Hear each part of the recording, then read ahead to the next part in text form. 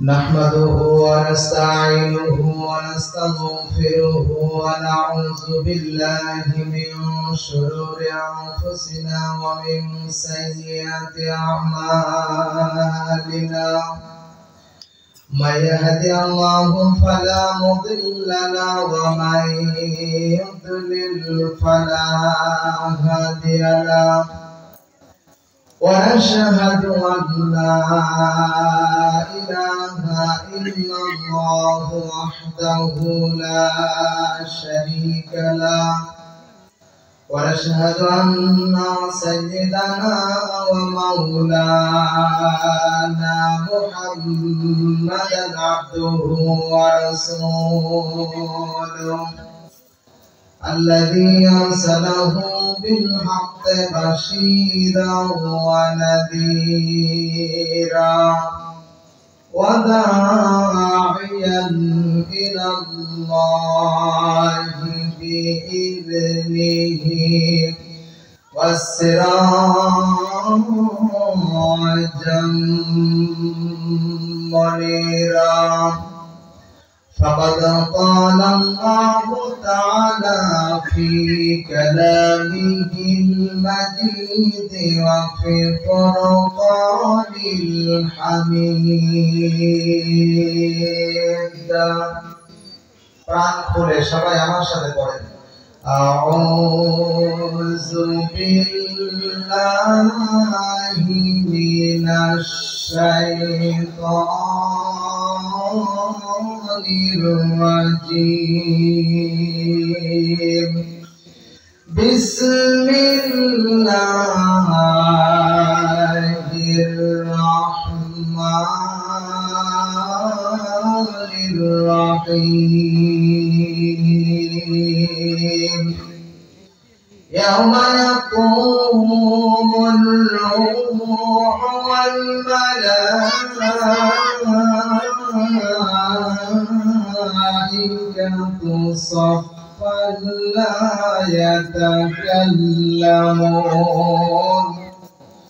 صفا لا يتكلمون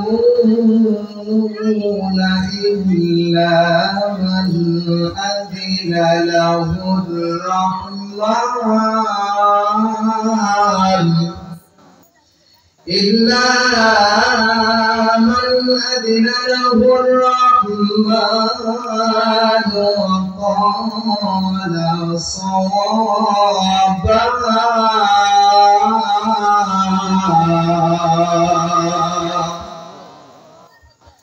إن الله وملائكته يصلون على النبي يا أيها الذين آمنوا صلوا عليه وسلموا تسليما شريف اللهم صل على محمد وعلى آل محمد كما صليت على إبراهيم وعلى آل إبراهيم إنك حميد مجيد شريف اللهم بارك على محمد وعلى آل محمد كما باركت على إبراهيم وعلى آل إبراهيم إنك حميد مجيد দাও খোদা দাও আমায় আবার ওমর দারসদি সবাই পাঠ করে দাও খোদা দাও আমায় আবার ওমর দারসদি দাওয়ালির মতো বীর সেনানি দাওয়ালির মতো বীর সেনানি জাগাতে নিখি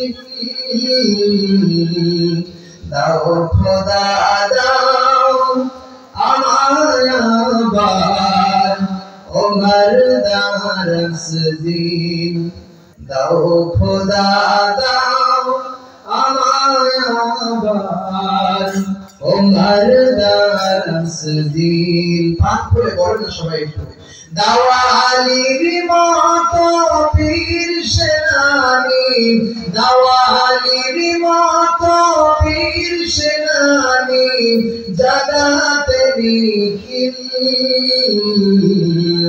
দাও খোদা দাও আমায় আবার उमर दारस दीन दाओ खुदा दाओ আমায় আবার उमर दारस दीन হামজাকে দাও ঘরে ঘরে জীবন দিতে অকাতরে আবার কাবা ভাঙতে পাঠাবা বিল দাও খোদা দাও আমায় আবার उमर दारस दीन হামজাকে দাও ঘরে ঘরে হামজাকে দাও ঘরে ঘরে জীবন দিতে অকাতরে আবার কাবা ভাঙতে আবার কাবা ভাঙতে পাঠাওয়া দাও খোদা দাও আমায় আবার उमर दारस दीन দাওয়ালির মতো পীর সেনানি দাওয়ালির মতো পীর সেনানি জাগাতে নিখিল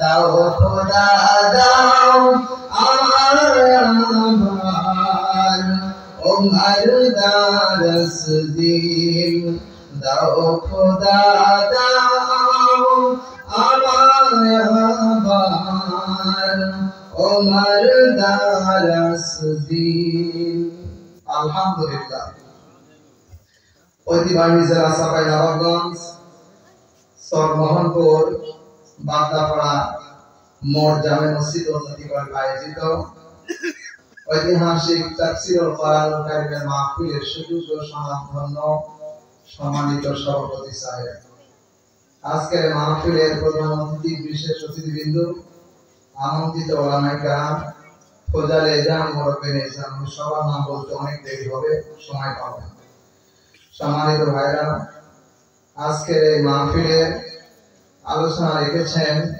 হাফেজ কারি মাওলানা মোহাম্মদ এনামুল হক মাদ্রাসাতুল আলিয়া তাবারাকাল্লাহু ফি হায়াতি আর অনেক আলোচনা রেখেছেন আল্লাহ সবার জন্য দীর্ঘায়িত হায়াত কামনা করছি আল্লাহ সবাইকে সিয়াতে করলে দারাজ করুন সবাই পড়ি আল্লাহুম্মা আমিন আজকে এই মাহফিলের উপস্থিত মুরব্বিয়ে নিজাম যুবক ভাইরা চেনেঙ্গের কুসিকাসা পর্দার অন্তর অবস্থানরত আমার মাথার তাজ মাথার মুকুট আবেদা সালেহা মা ও বোনেরা মাহফিলে উপস্থিত আছেন মিডিয়া ভাইরা দূর দূরান্তর থেকে আগত মুসলিম মিল্লাত আবার সালাম পেশ করছি আসসালামু আলাইকুম ওয়া রাহমাতুল্লাহ শুকরিয়া জ্ঞাপন করছি সেই মহান স্রষ্টার দরবারে যিনি অত্যন্ত ভালোবেসে মহব্বত করে কোরআনের মাহফিলে গোলাম মাফের মাজলিসে বেহেশতের সামিয়ানার নিচে বসার যিনি সুযোগ করে দিলেন আমি আমার ভাষায় বলে থাকি ইচ্ছে করলে আল্লাহ রাব্বুল আলামিন এই মুহূর্তে আমাকে আপনাকে সাফাই নগরগঞ্জ সদর হসপিটালে হার্ট অ্যাটাক অথবা প্যারালাইসিস দিয়ে আল্লাহ শোয়ায় রাখতে পারতেন কথা বলা লাগবে কিন্তু আল্লাহ সেখানে না রেখে কোরআনের ডাইরেক্ট বেহেশতের বাগানের মধ্যে আল্লাহ বসার সুযোগ করে দিয়েছে এই জন্য খুশি না বেজা দেখি কারা কারা খুশি আছেন দুই হাত তুলে লিল্লাহি তাকবীর লিল্লাহি তাকবীর কোরআনের আলো কোরআন হাদিসের আলো লিল্লাহি তাকবীর। সম্মানিত ভাইরা, আপনারা জানেন কালিমাতুর শুকর আদায় করছি এই জন্য যে দীর্ঘ 16 থেকে 17টি বছর আমরা কোরআনের সঠিক কথাগুলো জাতির সামনে তুলে ধরতে পারি নাই। কথা বলে ঠিক না ঠিক? এই খোলা পরিবেশে গত বছর আমি এসেছিলাম, আমাকে বলা হয়েছিল যে হুজুর দেখে শুনে কথা বলবেন, ডাইরেক্ট বলা যাবে না। আজকে কিন্তু ডাইরেক্ট বলবো, কারণ কোরআন দুপর না, কোরআন ডাইরেক্ট কথা বলে। চিন্তা করে আমি কারো বাবার কথা বলতে আসি না, আমি কারো জাতির কথা বলতে আসি না, আমি ডাইরেক্ট মহান রব্বুল আলামিনের পক্ষ থেকে যে কোরআন নাযিল হয়েছে সেই কোরআনের সঠিক কথাগুলো তুলে ধরার জন্য। আপনাকে এখন আসেন না চলে যাবে? আছেন তো সবাই? মাহফিলের শেষ পর্যন্ত মনোজাত করে যদি কেউ বাড়ি যায়, আমি ডাইরেক্ট কথা দিচ্ছি আল্লাহর ওয়াদা, এই মাহফিল থেকে যদি কেউ তওবা করে বাড়ি যায়, রাস্তায় যদি মারা যায়, আল্লাহ রাব্বুল আলামিনের পিছনে সব গুনাহ খাতা মাফ করে দেন। এই মাহফিলে যদি বসে যদি আমরা 1 ঘন্টা কোরআনের কথাগুলো শুনতে পারি, অন্তত 500 টাকা নফল নামাজের সওয়াব আল্লাহ আমাদের দেয়। এজন্য আল্লাহর দরবারে শুকরিয়া জ্ঞাপন করছি, যিনি আমাদেরকে ভালোবেসে নিয়ে আসলেন। বলছি আলহামদুলিল্লাহ। আরো জোরে বলেন আলহামদুলিল্লাহ। সালাম পেশ করছি, পাঠাচ্ছি মানবতার বন্ধু, মানবতার শিক্ষক, সর্বযুগের সর্বশ্রেষ্ঠ মহামানব, আমার আপনার হৃদয়ের স্পন্দন, যাকে আল্লাহ কোনদিন নাম ধরে মোহাম্মদ বলে ডাকবেন। যেখানে ডাক দিয়েছেন সেখানে সম্মান আর মর্যাদা দিয়ে ডাক দিয়েছেন। ওই নেতার প্রতি ভক্তি ও শ্রদ্ধা সালাম, যার দীর্ঘ 23টি বছরে কোরআনে কারীম নাযিল করেছে তার চরিত্র গঠন করার জন্য। কথা বলেন ঠিক না ঠিক? কোরআন এসেছে পৃথিবীতে মানুষকে চরিত্রবান বানানোর জন্য, চরিত্রহীন বানানোর জন্য কোরআন আসেনি। কোরআন এসেছে মানুষকে চরিত্রবান বানানোর জন্য। জোরে বলেন আল্লাহু আকবার। যার কোরআন আল্লাহ নাযিল করলেন সেই মহান মানব আমাদের মতো সাধারণ মানুষ, মর্যাদা সম্পন্ন মানুষ, যাকে আল্লাহ নবী হিসাবে নাম ধরে কোনদিন ডাক দেয়নি। মুসা আলাইহিস সালামকে ডাক দিয়েছেন, ইয়া মুসা এদিকে আয়। হযরত ইব্রাহিম আলাইহিস সালামকে আল্লাহর বন্ধু হিসাবে, খলিল হিসাবে আল্লাহ ঘোষণা দিয়েছেন। আল্লাহ ডাক দিয়ে বলছে, ইব্রাহিম এদিকে আয়। হযরত মুসা নবী, ঈসা নবী, পাওয়ারফুল নবীদেরকে আল্লাহ নাম ধরে ধরে ডাকলেন। কিন্তু আমার নবী, বিশ্ব নবী মুহাম্মদ রাসূলুল্লাহকে একবার ইয়া মুহাম্মদ বলে কোরআনের কোন জায়গায় ডাক দেয়নি।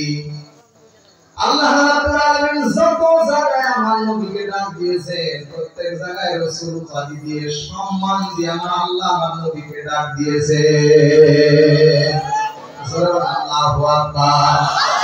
কোরআনে কারীম জানিয়েছেন, মা কানা মুহাম্মাদুন আবা আহাদিম মির রিজালিকুম ওয়ালাকিন রাসূলুল্লাহ।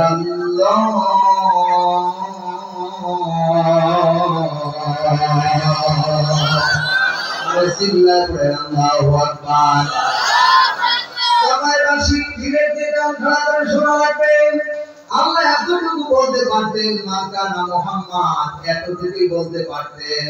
আল্লাহ এতটুকু বললে আমার নবীর সম্মান নষ্ট হয়ে যায়, মর্যাদা নষ্ট হয়ে যায়। রাব্বুল আলামিন তার নামের সাথে লাকাব দিলেন, ওয়ালাকিন রাসূলুল্লাহ।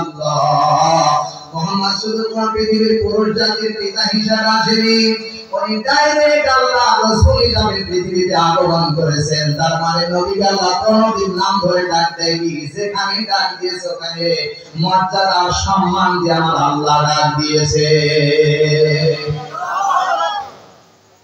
শোনো ভাইরা, সেই নবীর হাদিস থেকে আর সেই নবী বলে কোরআনে কারীম নাযিল হয়েছে, সেই কোরআন থেকে কথা শোনার জন্য এবং বলার জন্য আমরা এখানে এসেছি। উদ্দেশ্য একটাই, আল্লাহর সন্তুষ্ট অর্জনের জন্য। বলেন বলেন বলেন, কার সন্তুষ্ট? জোরে বলা লাগবে, কার? আরো জোরে। এক ভাই যে হয়েছে, প্রিয় ভাই সাহেব লিখে দিয়েছেন, দ্বিতীয় আমির হামজা হিসেবে আজকের মাহফিলের প্রধান বক্তা আলোচনা করবেন। সম্মানিত ভাইরা, আপনারা জানেন, আমাকে চিনেন, অন্তত এখানে আমি যদি গলা ভাঁজ করি, অন্তত এখানে 35টা আছে। এক একটা চেঞ্জ করলে আরেকটা নাম হয়ে যাবে। 35টা বই 35টা শব্দ আল্লাহ রাব্বুল আলামিন 35 জন বক্তার কণ্ঠে এখানে আল্লাহ রাব্বুল আলামিন আমাকে দিয়েছে। আমি একটা একটা করে বললে পরে সব গুলিতে মিলে যাবে। আজকে আরেকটা বিকল্প একটি কণ্ঠ আপনাদের শোনাবো ইনশাআল্লাহ, যাকে বাংলাদেশের মানুষ ষড়যন্ত্র করে জেলখানা থেকে বের করে হত্যা করেছে, যার নাম দেলোয়ার হোসেন সাইদী। আমি জানতাম, আমি বুঝতাম, আমার মনের মধ্যে বড় আশা ছিল, আমি জীবনের শেষ মুহূর্ত ভরে একদিন না একদিন তার মুখ থেকে কোরআনের কথাগুলো ডাইরেক্ট শুনবো, কিন্তু আমার ভাগ্যে হয়নি। বাংলাদেশের জাতি আজকে ঘরের মধ্যে একজন বললো আমাকে যে মনের বড় তৃপ্তি ছিল, আশা ছিল, যার একটা বার যদি তার কথা শুনতে পারতাম হৃদয়টা পরিজাটা ঠান্ডা হয়ে যেত। বাংলাদেশের স্বৈরাচার জালেম, এই জালেমের নির্যাতন করে বাংলাদেশের এই পাখিকে ছলনা করে ছলা কৌশল করে জেল থেকে বের করে মুক্তি দেওয়ার দাবিতে বের করে হসপিটালে নিয়ে এসে তাকে ষড়যন্ত্র করে মারা হয়েছে। মরেনি, মারা হয়েছে। মরেনি, তাকে মারা হয়েছে। কিয়ামতের ময়দানের জবাব দিতে হবে। 1 ইঞ্চি জায়গা আল্লাহকে আমাদের ছাড় দেবে না। নিজামীকে ষড়যন্ত্র করে মারা হয়েছে, আলী হাসান মুজাহিদকে ষড়যন্ত্র করে মারা হয়েছে, এরপরে আমার ভাইরা তাদের বিরুদ্ধে ষড়যন্ত্র করে মারা হয়েছে। দেলোয়ার সাইদীর অপরাধ ছিল না, শুরু কোরআনের কথা বলার কারণে বাতিল সহ্য করতে পারে নাই। মুহাম্মাদের প্রতি অত্যাচার হয়েছিল, এবার ইব্রাহিম আলাইহিসসালামের প্রতি অত্যাচার হয়েছিল। ঠিক এই স্বৈরাচার সরকার আজ আমাদের দেশের আলেমদের উপরে সেইভাবে ষড়যন্ত্র করে নেমে এসেছিল। কথা বলেন ঠিক কিনা?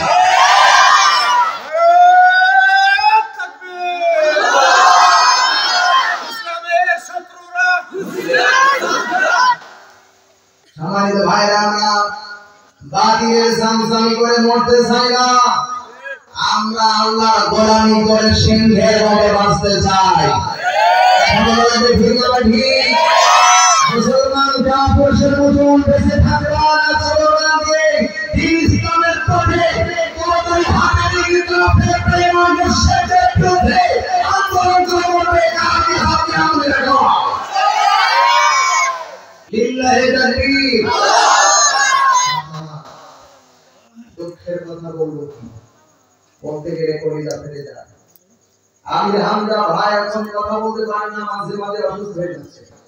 3টা বছর তাকে জেলখানার ভিতরে যেভাবে রেখেছিলেন, আমার ভাইয়ের আমির হামজার কোনো অপরাধ ছিল না। আমির হামজার একটি অপরাধ ছিল, কোরআনের সঠিক কথাগুলো জাতির সামনে ধরেছে। ফেরাউন চিন্তা করেছিল মুসাদের সঠিক কথাগুলো বলছে, আমার ক্ষমতা শেষ হয়ে যাবে।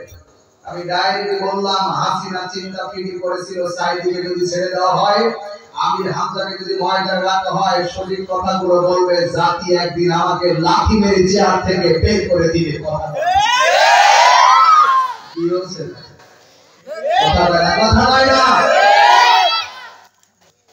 সময় আসতেছে, আগামী নির্বাচনে আওয়ামী লীগ নাই, বিএনপি নাই, জাতীয় পার্টি নাই। আমি আপনাদেরকে একটা ওয়াজ আজকে এই ময়দান থেকে মেসেজ দিয়ে দিতে চাই, আগামী নির্বাচনে দলমত নির্বিশেষে আলেমদেরকে ক্ষমতায় দিয়ে কোরআনের রাজ কায়েম করতে হবে। যতদিন পর্যন্ত কোরআন পৃথিবীতে না আসবে, সংসদে না আসবে, ততক্ষণ জাতি কখনোই ভালো হওয়া সম্ভব নাই, আর এই জাতি কখনোই শান্তিতে ঘুমাতে পারবে না। চিন্তা করে ঠিক না? কোরআনকে পার্লামেন্টে দেওয়ার জন্য যা যা করা দরকার রাজি আছেন তো ইনশাআল্লাহ? আমাদের কবুল করে দেবেন, আল্লাহুম্মা আমিন। কোরআন এসেছে পৃথিবীতে মানুষকে চরিত্র গঠন করার জন্য। আর এই কোরআন থেকে আমরা আলোচনা করব যে কোরআন এসেছে যে নবীর প্রতি ভক্তি ও শ্রদ্ধা, ওয়েলকাম টু সালাম। 56,000 বর্গ কিলোমিটারের সোনার বাংলাদেশ থেকে মদিনা দিয়ে লক্ষ্য করে পড়ছি সাল্লাল্লাহু আলাইহি ওয়াসাল্লাম। সম্মানিত ভাইরা, কোরআনে কারীম থেকে সূরা নাবা 78 নম্বর সূরা 30 নম্বর পারা 2 নম্বর উপর 38 নম্বর আয়াতে কারিমা আমি তেলাওয়াত করেছি।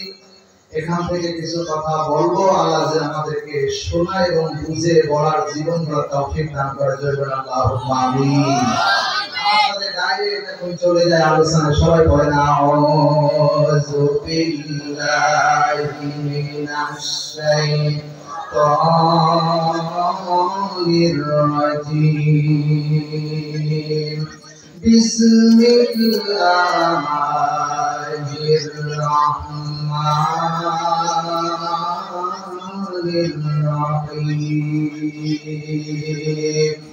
يوم يقوم الروح والملائكة صفا لا يتكلمون إلا من أذن له الرحمن إلا من أذن له الرحمن وقال صوابا أجرنا وقال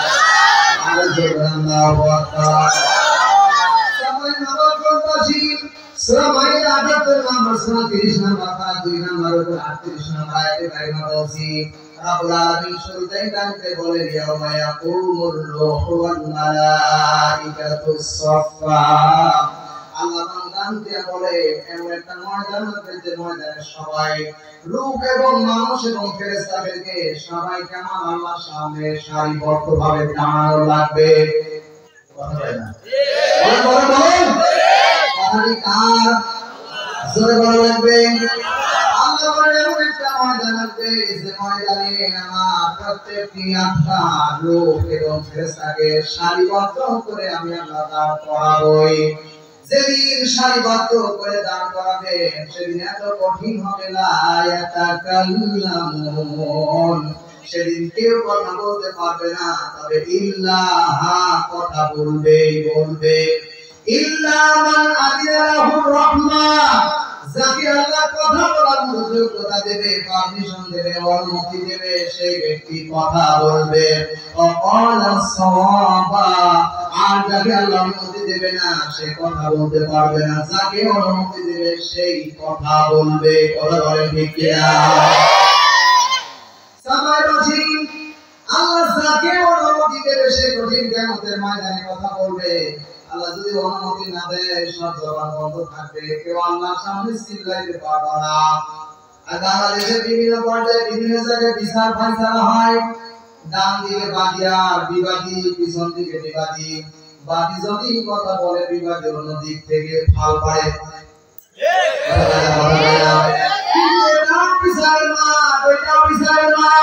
এই মাঠে কথা বলা সুযোগ পাওয়া যায় কিন্তু কিয়ামতের কঠিন ময়দানে আল্লাহ যখন বিচার কায়েম করবে আলাইহি সাল্লাল্লাহু ফি আহকামিল হাকিমিন।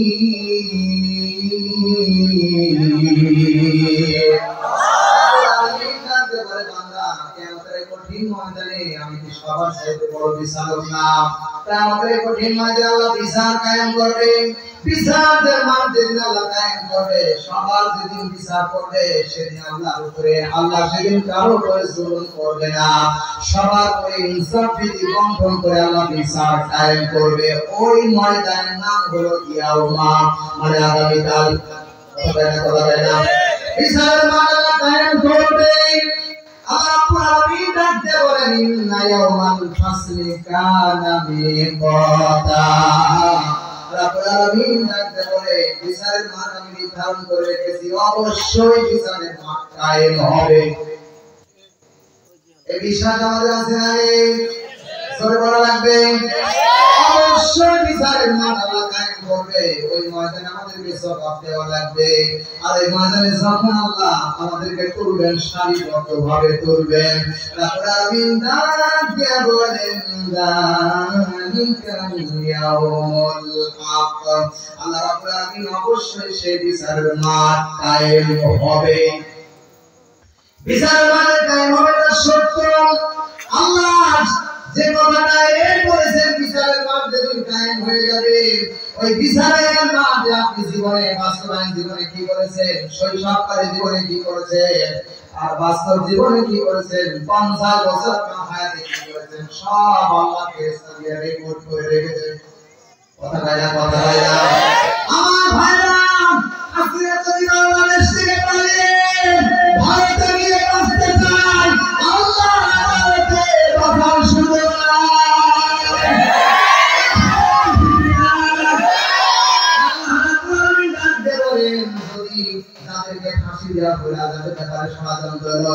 আমি শাহাদত হোসেন বাড়ি পর্যন্ত 6 মাস আমার ছেলেরা আমাকে দেখতে পাইনি, আমার স্ত্রী 6 মাস পর্যন্ত আমাকে দেখতে পাইনি, বাড়ির বাইরে থাকতে হয়েছে। 6 বছর পর্যন্ত আমি একটা দিন রাতে বেলা ঠিক মতো ঘুমাতে পারিনি। কি অপরাধ ছিল আমার? কোন অপরাধ নেই, অপরাধ একটাই, আমি ডাইরেক্ট কোরআনের সঠিক কথাগুলো জাতির সামনে তুলে ধরি। এই কথা বিশ্বাস করে না, ওরা যদি কথা ডাইরেক্ট বলে আমি একদিন আমার হাসিনার ক্ষমতা একদিন শেষ হয়ে যাবে। আজ থেকে 5 বছর আগে আল্লাহ ডাক দিয়েছে অকুল জাল হক ওয়া যাহাকাল বাতিল, চিরদিন সত্য টিকে থাকবে, বাতিল নিভে যাবে।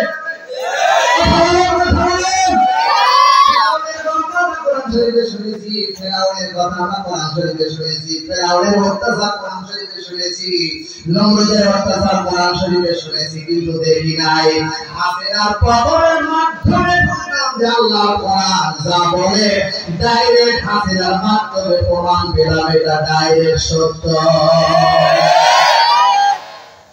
1450 বছর অথবা 1500 বছর আগে আল্লাহ বলেছেন ইউরিদুনা লিয়ুতফিউ নূরাল্লাহি বিআফওয়াহিহিম আল্লাহু মুতিম্মু নূরিহি ওয়ালাউ কারিহাল কাফিরুন।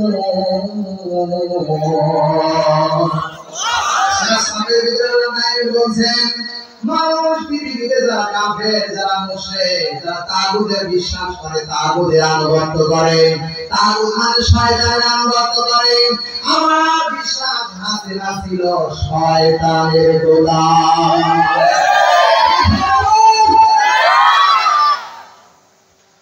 আমার ভাইরা আমি হামজা ছিল আল্লাহর গোলাম, সাইদি ছিল আল্লাহর গোলাম, আর হাসিনা ছিল শয়তানের গোলাম। বাস্তব প্রমাণ কোরআন শরীফ দিচ্ছে ইউরিদুনা লিয়ুতফিউ নূরাল্লাহি বিআফওয়াহিহিম, কাফিররা চায় নিজের ফুরকান দিয়ে আল্লাহর নূরকে নিভিয়ে দিতে। তার মানে আমি হামজাকে নিভিয়ে দিলে কোরআন বন্ধ হয়ে যাবে, সাইদিকে নিভিয়ে দিলে কোরআন বন্ধ হয়ে যাবে, শাহাদাত হোসেন বাড়িকে নিভিয়ে দিলে কোরআন বন্ধ হয়ে যাবে, আমার ভাই একরামুল ভাইকে নিভিয়ে দিলে কোরআন বন্ধ হয়ে যাবে। এই কথা আমরা বিশ্বাস করতাম। আল্লাহ বলেছে আল্লাহু মুতিম্মু নূরিহি, আল্লাহু মুতিম্মু নূরিহি ওয়ালাউ কারিহাল কাফিরুন। আল্লাহ বলে আমি ডাইরেক্ট বললাম আমার কোরআন, আমার দ্বীন নিভিয়ে দেওয়ার মতো ক্ষমতা পৃথিবীর কারো নাই। I can stand for Allah.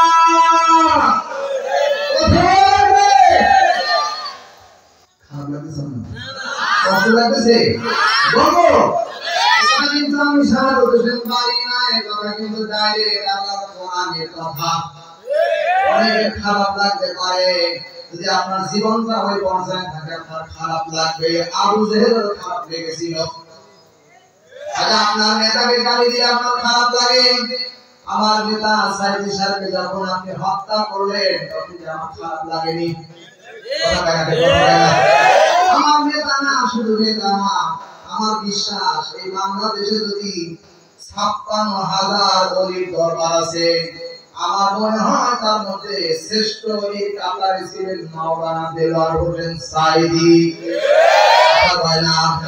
মাথা দিয়ে তাকিয়ে দেখেন নবীর সুন্নাত ছিল টুপি, টুপি কোনদিন মাথা থেকে খোলেনি।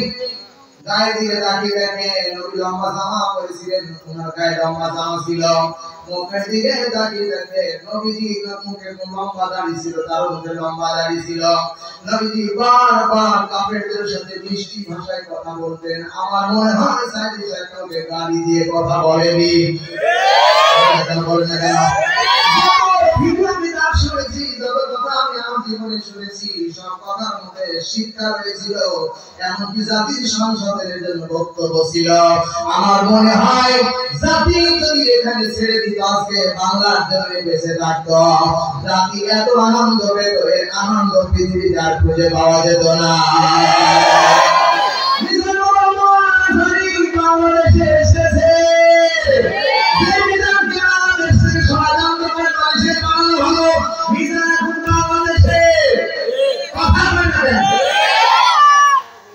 আল্লাহ বোঝাতে চায় আমার দিনকে কেউ নিভাই দিতে পারবে না। বিশ্বাস কারণে দেওয়ার জন্য তারা ষড়যন্ত্র করেছে। রব্বুল আলামিন জানতে বলেন ওয়া ইন্না আলাইকুম লাহাফিজিন।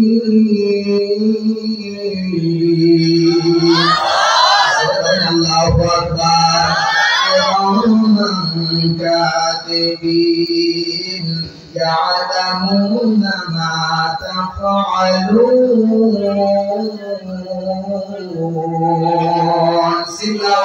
আল্লাহু আকবার। সূরা ইনফিতার 82 নম্বর সূরা 30 নম্বর প্রথম নাম্বার উপর 10 11 12 আয়াত বলছি। কান খাড়া করে শোনা লাগবে।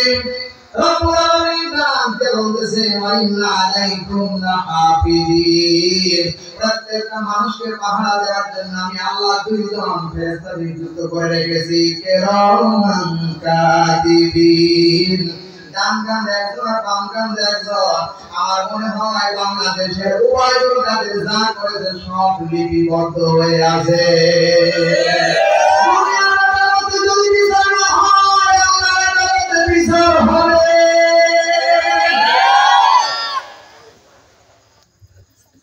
কারণ কোরআন সত্য, কোরআনের ভিতরে কোনো ভুল নেই। কোরআন অবশ্যই সত্য কথা আল্লাহ বলেছে কোরআন শরীফে। সুতরাং আল্লাহ যা করে এর মধ্যে কোনো বিন্দু মাত্রা সন্দেহের অবকাশ নেই। কারণ পৃথিবীর কোরআন নাযিল করার পরে সূরা বাকারা বিশাল বড় একটা সূরা, যে সূরার প্রথমে আল্লাহ তাআলা বললেন যালিকাল কিতাবু লা রাইবা ফীহি হুদাল লিল মুত্তাকিন।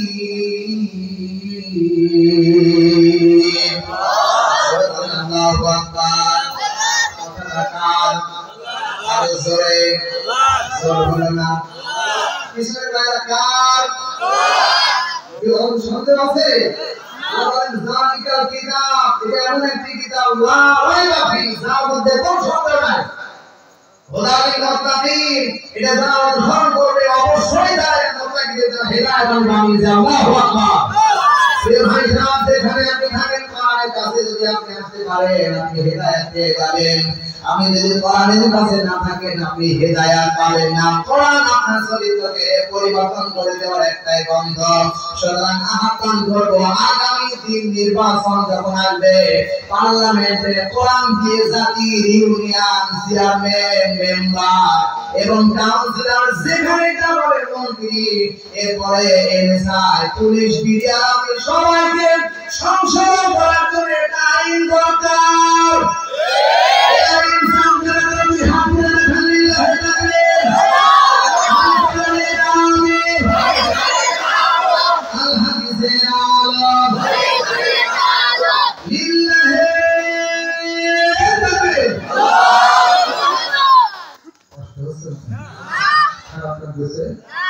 জোরে বলেন, খারাপ লাগতেছে? 12টা বেজে যাচ্ছে, কাছে কাছে চলে যাচ্ছে। সোনার ভাইরা, কোরআনের কথাই বলতেছে। আল্লাহ বলেন অবশ্যই কিয়ামতের ময়দানে প্রত্যেকটি রূহ এবং ফেরেশতাদেরকে সারিবদ্ধভাবে দাঁড় করাবে। এত বড় কঠিন ময়দান আল্লাহ কায়েম করবে, যে ময়দানে কেউ কথা বলতে পারবে না। যেখানে আল্লাহ যাকে অনুমতি দেবে কেবলমাত্র সেই ব্যক্তি কথা বলবে, সবার জবান বন্ধ থাকবে। ওই দিন আল্লাহর আইন কেউ লঙ্ঘন করতে পারবে না। জীবনে আল্লাহর আইন লঙ্ঘন করা যায়, কিন্তু কঠিন কঠিন ময়দানে আল্লাহর আইন লঙ্ঘন করা যাবে না। কারণ প্রত্যেকের এই রূহ আর ফেরেশতা পাশাপাশি দাঁড় করানোর অর্থই হলো আল্লাহ প্রত্যেকটা ফেরেশতা প্রত্যেকটি মানুষের দুনিয়াতেও ছিল, কয়দিনও থাকবে। আল্লাহর হুকুম অমান্য করার সঙ্গে সঙ্গে আল্লাহ হুকুম দিবে, ধর। কথা বলে না, কথা বলে না। খুজুহু ফাগুল্লু, আল্লাহ বলে ধর। ধরে কথা বলবেন। আমাদের অপরাধ করে আমরা আমাদের ভাইদেরকে বলি ওকে ধরে নিয়ে আয়, ওকে ধর। এই কথা বলি না আমরা বিনার সাথে বলি ওকে ধরে নিয়ে আসো, এই কথা বলি আর আল্লাহ বলে ধর। আল্লাহ কোন মায়া থাকবে না। ওই বিচারের নাম হলো ইয়াউমাল কিয়ামাত। কিয়ামতের বিচার আল্লাহর কাছে কারো ফাঁকি দেয়া চলবে না। সেদিন কেবলমাত্র আল্লাহ একটা কুকুরকে ছাড় দেবে না, সেদিন আল্লাহ একটা গাভীকে ছাড় দেবে না, একটা পিপীলিকা পর্যন্ত ছাড় দেবে না।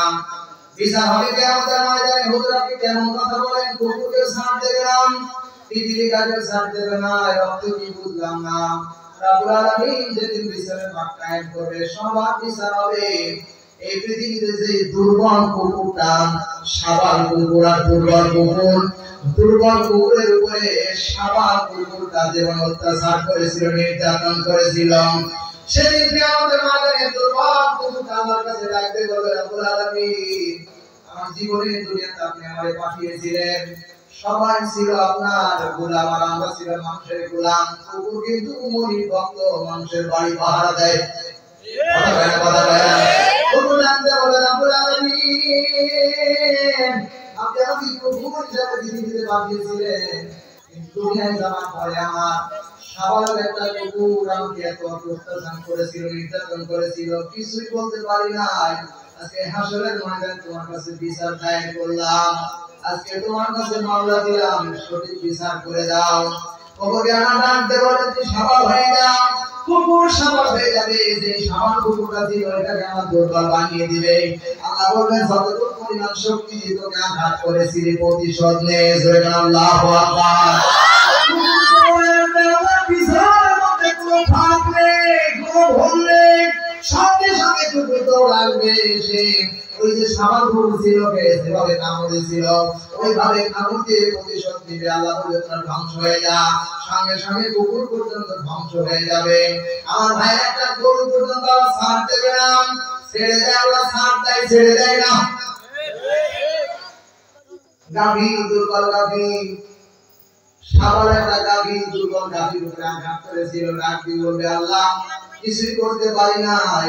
যেমন আমরা বারবার আমরা যেখানে যেতাম আসতাম, কিছুই করতে পারি নাই।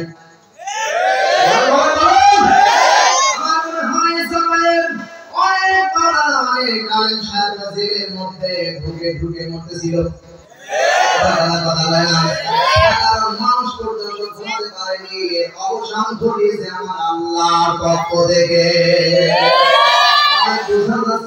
আল্লাহ আছে দুনিয়ায় যে বিচার করতে হাসরেও করবে। আমরা আমি ডাকতে পারেন কুকুরকে বলবেন, কুকুর বিচার নেবে, গাভীকে বলবে গাভী, সঙ্গে সঙ্গে সাবাল হয়ে যাবে আর ওটা দুর্বল হয়ে যাবে। যেভাবে আঘাত করেছিল সঙ্গে আঘাত করে প্রতিশোধ নিয়ে আঘাত করে প্রতিশোধ হয়ে যাবে। সঙ্গে সঙ্গে সব শেষ হয়ে যাবে, কেবল থাকবে জিন আর ইনসান। কথা বলে না। মানুষের বিচারের কাজ করায় দান করাবে, মানুষের কাজ করায় দান করা বলার সঙ্গে সঙ্গে রব্বুল আলামিন কালামুল কারীমের মধ্যে আল্লাহ রব্বুল আলামিন জানতে বলেন, ও দুনিয়ার মানুষেরা, প্রত্যেকটি মানুষগুলো যেদিন কিয়ামতের কঠিন ময়দানে আল্লাহর সামনে দাঁড়িয়ে কথা যখন বলবে, এত বড় অপরাধ করেছিলি, এত বড় অপরাধ করেছিলি, বান্দাগুলো বলবে না আমরা করি নাই। সঙ্গে সঙ্গে আমার আল্লাহ রব্বুল আলামিন তাদের জবানটা বন্ধ করে দিবে। তার মানে হাসরের ময়দানে কেউ কথা বলার সুযোগ পাবে না। আল্লাহ যাকে অনুমতি দেবে সেই কথা বলবে। জোরে বলবি কিনা? ইয়াউমা নাখতিমু আলা আফওয়াহিহিম ওয়া তুকাল্লিমুনা আইদিহিম ওয়া তাশহাদু আরজুলুহুম বিমা কানু ইয়াকসিবুন।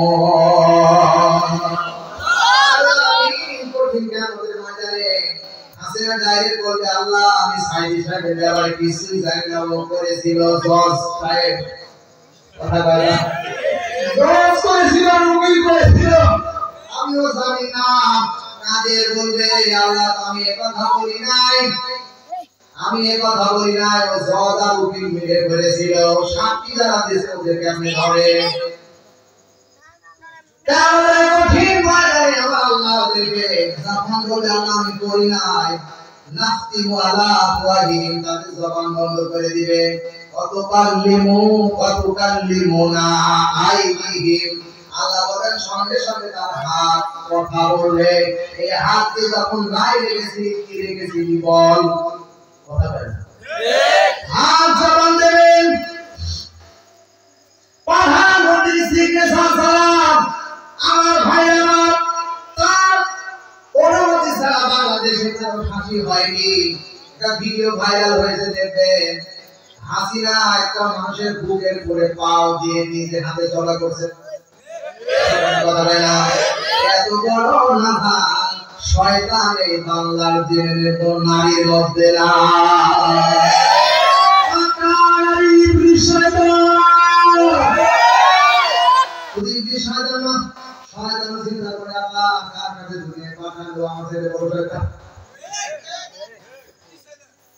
কি বলবো আর, দুঃখ লাগে, কষ্ট লাগে এই সমস্ত ইতিহাসগুলো দেখলে। একটা ভিডিও ভাইরাল হয়েছিল আমির হামজা ভাইয়ের থানায়, ছোট্ট একটা সন্তান, মেয়ে সন্তান জানালার পাশে দাঁড়িয়ে বাবাকে দেখতে পায় না, হাতেও পায় না, পিছন থেকে জানালার ভিতর থেকে ছেলের বাইরে থেকে বাবা করে ডাক দেয়, কিন্তু বাবাকে মুখে শোনা দিতে চায় কিন্তু পারে না, চোখের পানি ছেড়ে রাখতে পারি নাই। এই ভিডিও দেখলে মনে হয় সাইদের শরীরে সারা দুনিয়াতে হয় না। শোনা ভাই আমার আজ অসুস্থ হয়ে গেছেন, বারবার কেন নিজে করে বললেন। আমার ওনার মুখ থেকে শোনা, উনি ডাইরেক্ট বলেছিলেন আমাকে একদিন যখন একটা কথার জন্য আমাকে জিজ্ঞেস করেছেন, আমি বলি নাই, আমি মিথ্যা কথা বলার কারণে মিথ্যা কথা বলি নাই। 11 ঘন্টা পর্যন্ত পায়ের সাথে রশি বেঁধে উপরে বেঁধে রেখেছিল, মাথা নিচের দিকে 11 ঘন্টা ঝুলিয়ে আমির হামজাকে কষ্ট দিয়েছে। এত কষ্ট আমার মনে হয় মুসাকেও ফেরাউন দেয় না। আজ কথা বলতেছেন, আজ কয়েকদিন আমি অসুস্থ হয়ে গেছে, আমার কাছে দোয়া করি মালিক তুমি আমির হামজাকে সুস্থ বানিয়ে দাও। মামুনুল হকের মতো একজন জবরদস্ত আলেম মেরে পূর্ণ বানিয়ে ফেলেছিল।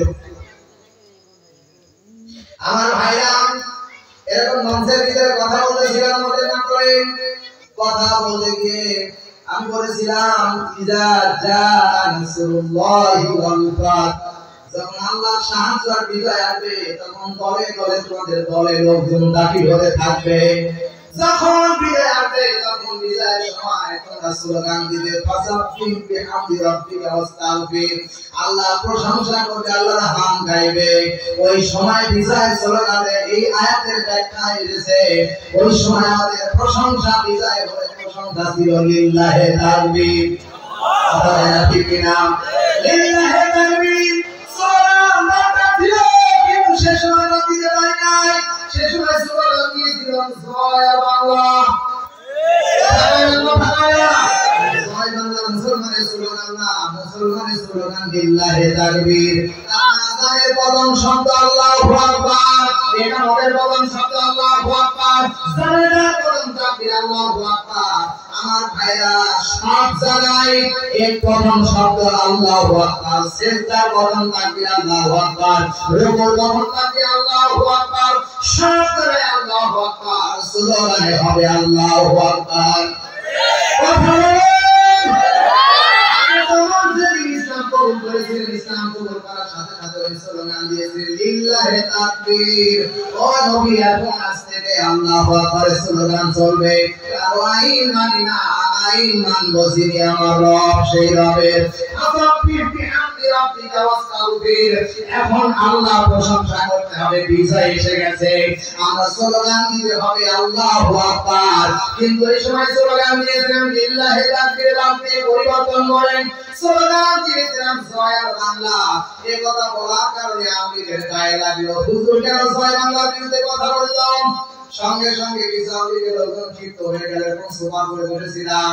আমি ছিলাম দ্বিতীয় মেহমান, কুষ্টিয়া ছিল ফরিদপুর একজন ছিল প্রধান মেহমান।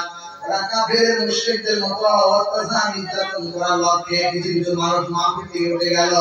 কিছুক্ষণ পর দেখা গেল কিশোর কিশোর হাজিরা দাও আল্লাহ নিয়ে আসলো। আমি আর 30টা সেকেন্ড ওই মাহফিলে থাকতাম, ওই দিনই আমার দুনিয়া ছেড়ে দিতে হতো। মনের দুঃখে কি বলবো, 6 মাস পর্যন্ত আমাকে বাড়ি যেতে দেয়নি। 6 মাস পর্যন্ত আমার স্ত্রী কোনো আমার বাবা পর্যন্ত আমাকে দেখেনি। 6 মাস পর যখন আমি বাড়ি আসলাম, আমার বাবা আমাকে বুকের সঙ্গে জড়ায় আছে, পানি ছেড়ে দিয়ে হু হু করে কাঁদতে শুরু করলো। তারা তোমাকে একটা ঘন্টা না দেখলে আমার মন ভালো লাগে না। কারণ সন্তান যদি বাবার কাছ থেকে দূরে থাকে, দুনিয়ার কেউ না জানলে ব্যথা মার বাবা বোঝে।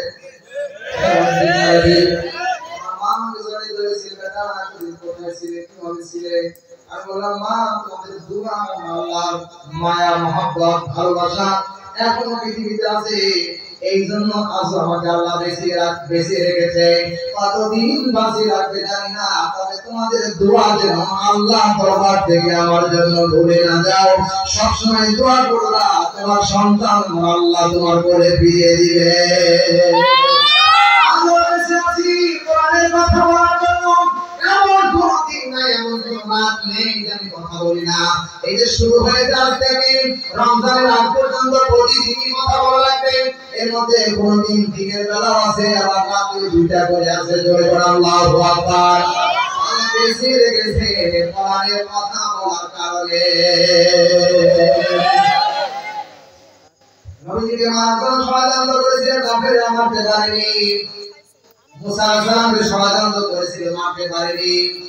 আল্লাহ দুনিয়ায় যারা আলেম এখন আছে, হয়তো কেউ যদি মারা যায় জালিমের জেলখানায়, তবে বুঝতে হবে চাইতে ভালো মওত আর নেই। এই মওত হবে ডাইরেক্ট শহীদের মওত। ঠিক না ঠিক? আমার ভাইদের আহ্বান জানাতে চাই, বিশ্বাস করেন যেখানে যে অবস্থায় থাকেন, যার উপরে অত্যাচার করেন আর নির্যাতন করেন, বাবা হোক, ছেলে হোক, মেয়ে হোক, নেতা হোক আর খেতা হোক আর যেই হোক না কেন, যার বিরুদ্ধে আপনি ষড়যন্ত্র করবেন, আমি বিশ্বাস করবেন ওয়া ইন্না আলাইকুম লাহাফিজিন, আপনাকে কিন্তু কেউ না কেউ পাহারা দিতেছে। পাহারা দিতেছেন আল্লাহ ফেরেশতা কিরামান কাতিবিন, দুইজন ফেরেশতা ইয়ালামুনা মা তাফআলুন। আপনার জীবনের শৈশব জীবন থেকে মৃত্যু পর্যন্ত যা করেছেন সব ওই ফেরেশতারা জানে। জোরে আল্লাহু আকবার। শুধু ফেরেশতারা জানে না, ওয়া নাহনু আকরাবু ইলাইহি মিন হাবলিল ওয়ারিদ। আল্লাহ বলেন তো ঝাড়ের শামকের চাইতে আমি আল্লাহ নিকটে। অন্য একটা মতে আল্লাহ বলেন ওয়া হুয়া মাকুম আইনা মা কুনতুম, বান্দা তুই যেখানে আমি আল্লাহ সেখানে। আমার মনে হয় ওয়াজ হয়ে গেছে, বাকি জীবনে বিশ্বাস শুধু যদি থাকে আর গুনাহ করার সুযোগ নেই। বলেন শুনুন, এখন যারা শৈলাচার হাসিনা পতনের পর যারা এখন আমলি করতেছ, আমলিকে চিন্তা ফিকির করে বসে আছো, আমি তোমাদেরকে পায়ে হাত দিয়ে কোরআন শপথ করে বলবো, হাসিনার মতো ষড়যন্ত্র করবা না, তওবা করে ফিরে আসো। বাকি জীবনের গুনাহ আমার আল্লাহ 1 সেকেন্ডে মাফ করে দিতে পারে। আমাদের দিকে না আল্লাহ যেটা করেছে বিরুদ্ধে খবরদার যাবি না। যদি আল্লাহর বিরুদ্ধে যাও তো খবর আছে। কেউ পালাতে পারেনি, আপনিও পালাতে পারবেন না। দুনিয়ার মানুষের কাছ থেকে আপনি পালাতে পারবেন, কিন্তু আল্লাহর কাছ থেকে আপনি পালাতে পারবেন। বলেন আল্লাহর কাছ থেকে আপনি পালাতে পারবেন না, এই বিশ্বাস আপনাদের থাকা লাগবে। শুধু তাই নয়, আল্লাহ রাব্বুল আলামিন জানতে বলেন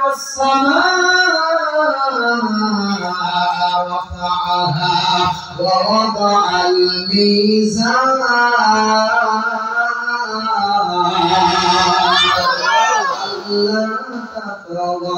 في الميزان وأقيموا الوزن بالقسط ولا تخسروا الميزان.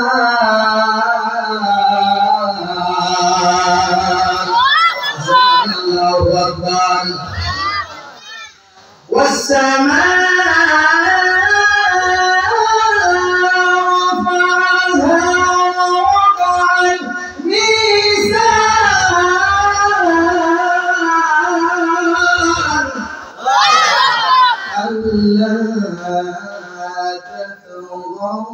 في الميزان মিজান। সূরা রহমান 27 নম্বর পারা, প্রথম নাম্বার 7, 8, 9 নম্বর বলছি। আল্লাহ রাব্বুল আলামিন বলতেছেন ওয়াস-সামাআ রাফা'আহা ওয়া ওয়াদা'আল মিজান। আল্লাহ এক করে দেখেন বিনা খুঁটিতে একটা নয় দুইটা নয় 7টা আসমান আল্লাহ তৈরি করেছেন। দিনা দেখি এই কাণ্ডের সাথে দিয়ে খুঁটি ব্যবস্থা করতে হয়েছে, পিলার লাগছে, খুঁটি লাগছে, খাম লাগছে। তারপর আপনি এমন ক্ষমতাশালী ব্যক্তি যিনি আকাশের উপর ছাদ আছে কিন্তু খুঁটি নেই।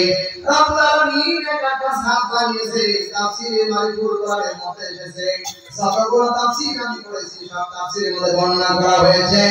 আসমানের বর্ণনা দিতে গিয়ে আল্লাহ রাব্বুল আলামিন বলতেছে এই আসমানটা শুধু বানিয়ে নাই, আমি আল্লাহ রাব্বুল আলামিন আসমানটা রেখেছি এমন ভাবে দুনিয়া থেকে এই জমিন থেকে 500 বছর 500 কোটি বছরের রাস্তা আল্লাহ রেখে দিয়েছে।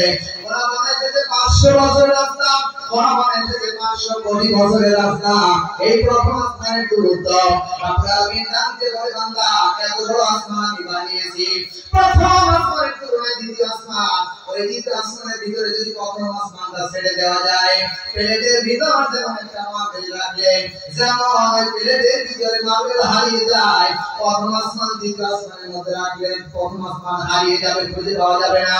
তৃতীয় আসমান, তৃতীয় আসমান, দ্বিতীয় আসমান আর প্রথম আসমান দুইটা যদি তৃতীয় আসমানের মধ্যে রাখা যায়, দুইটাই সব শেষ হয়ে যাবে, কিন্তু তৃতীয় আসমানের দূরত্ব খুঁজে পাওয়া যাবে না। এমন করে আমার আল্লাহ 7টা আসমান বানিয়েছে। রাব্বুল আলামিন ডাকতে বলেন ওয়া ওয়াদা'আল মিজান। শুধু আসমান বানিয়ে শেষ করি নাই, আমি আল্লাহ তোদেরকে নেকি প্রতিপোষণ করার জন্য আমি আল্লাহ দাড়ি পাল্লা নির্মাণ করেছি। দাড়ি পাল্লা বাংলাদেশের একটি ইসলামী দলের প্রতিনিধি দাড়ি পাল্লা ইসলাম এটি দেয়নি, কোরআনের মধ্যে দাড়ি পাল্লার কথা আছে বলে দাড়ি পাল্লা দিয়েছে। দাড়ি পাল্লা দুনিয়া দাড়ি পাল্লায় মাপে কম বেশি হতে পারে, কারণ আল্লাহ রাব্বুল আলামিন কোরআনে কারীমের মধ্যে বর্ণনা করে দিয়েছেন। আল্লাহ বলেন ওয়াইলুল লিল মুতাফফিফিন, যারা ওজনে কম দেয় তারা ধ্বংস হয়ে যাবে। কথা বলেন না বলেন তো আমাদের দেশে ওজনে কম বেশি আছে না নেই? বলে বলা লাগবে। বলেন তো মোহন কয় কেজি? 40 কেজি মন। এটা শুধু আমাদের না করে না সাদায়ও গোটা পৃথিবীর সব জায়গায় 40 কেজি মন। পাট যদি আপনি বিক্রয় করতে যান, ও পাট বিক্রয় করতে গেলে 40 তো দূরের কথা 42 কেজি 950 গ্রাম হয়েছে ওর টুকের দাম নেই। 40 কেজি দাম আমি নিজের বাস্তব প্রমাণ। আমি কৃষি খেতে আমার কিছু আছে, ওগুলো আমিও আবার ফসল করি আমার ভাইরা, কারণ বাংলাদেশের মানুষ প্রায় কৃষিজীবী মানুষ, আমি ওগুলোর মধ্যে ব্যস্ত থাকি। সম্মানিত ভাইরা, আমি যখন বাজারে মাল বিক্রয় করতে যাই দেখি রসুন নিয়ে গেছে, রসুনের দাম অনেকগুলো বেশি। বাজারে নিয়ে যাওয়ার পরে দেখা যায় 41 কেজি মন ওরা বানিয়ে নিয়েছে, অথচ 40 কেজি আল্লাহর ঘোষণা। 41 কেজি দেওয়ার পর 41 কেজি 642 গ্রাম করে দাম নেই, অথচ ওই বৈঠকের দাম আমার মনে হয় প্রায় 200 টাকার মতো। কথা বলেন না ঠিক না? আর জগৎ হবে না। এই যে আল্লাহ রাব্বুল আলামিন জামানের বান্দা পৃথিবীতে এমন শরীরে ছিল যারা ওজনে কম দিত, দুনিয়ায় ওজন কম দেওয়া যায়। আমি আল্লাহ বলছি আল্লাহ তাতাগাউ ফিল মিজান। সীমা লঙ্ঘন কেউ করতে না পারে, এই জন্য দাড়ি পাল্লা দিয়েছি, তারপরে সীমা লঙ্ঘন করে ঘরে কিন্তু আল্লাহ রাব্বুল আলামিন বলতেছেন মাকিনুল ওয়াজনা বিল কিসতি ওয়া লা তুসিরুল মিজান। তোমরা ওজনে ন্যায্য মাপ দাও, খবরদার মাপে কম দিও না। কিয়ামতের ময়দানে আল্লাহ কাউকে কম দিবে না, যতটুকু ওজন ততটুকু নেকি বলি ওজন করে আমার আল্লাহ বান্দাকে ডাইরেক্ট তার ফল দেবে। আল্লাহু আকবার। আল্লাহ বিচার সেদিন হবে সঠিকভাবে ইনসাফ ভিত্তিক বিচার হবে, কারো প্রতি জুলুম করবে না।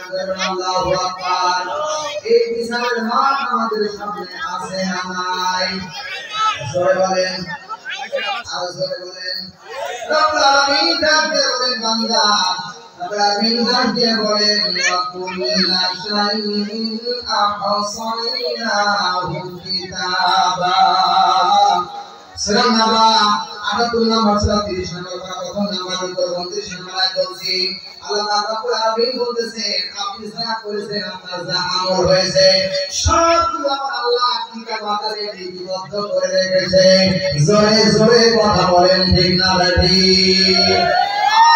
আল্লাহ কথা লেখেনি রাজাকারের ছেলেরা মুক্তি পায়, মুক্তিযোদ্ধার ছেলেরা চাকরি পাবে না, রাজাকারের ছেলেরা পাবে।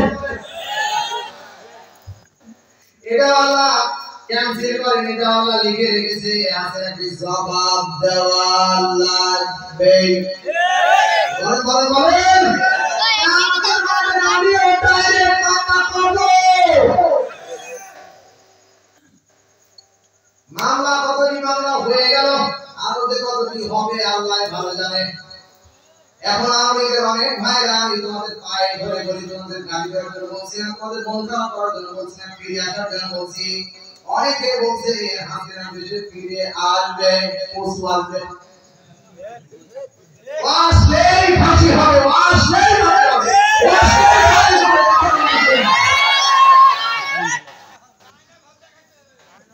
আয়না ঘরের ফাঁসি,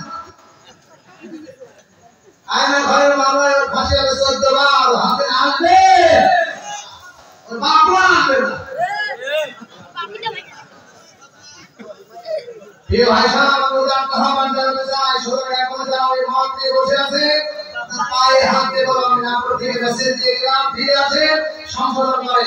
আমার ভাইদের একজন ওর ভাইজান বলেছিলেন তুবু ইলাল্লাহি তাওবাতান নাসুহা, যদি আপনি খাঁটি তওবা করেন আল্লাহ ওর নামে পড়ে সালাত করে সিয়াম করব না, আপনার পিছনের গুনাহ আল্লাহ maaf করে আপনাকে maaf করে দিতে পারে, পারে কি পারে না? সুতরাং তওবা করে ফিরে আসুন।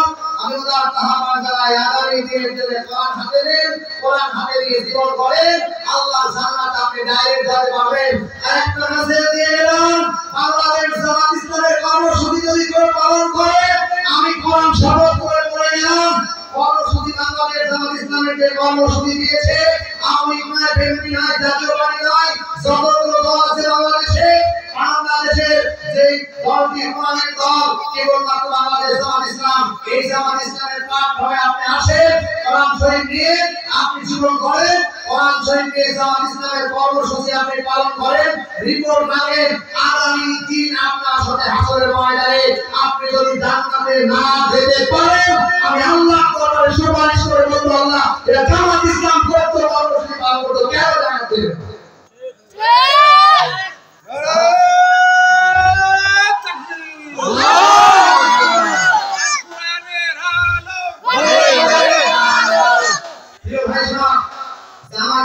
কর্মসূচির ভিতরে প্রথম নম্বরে আছে কোরআন অধ্যয়ন করতে হবে। তারপরে কোরআন পড়া, কোরআন অধ্যয়ন পড়ার মধ্যে আলাদা ভাব।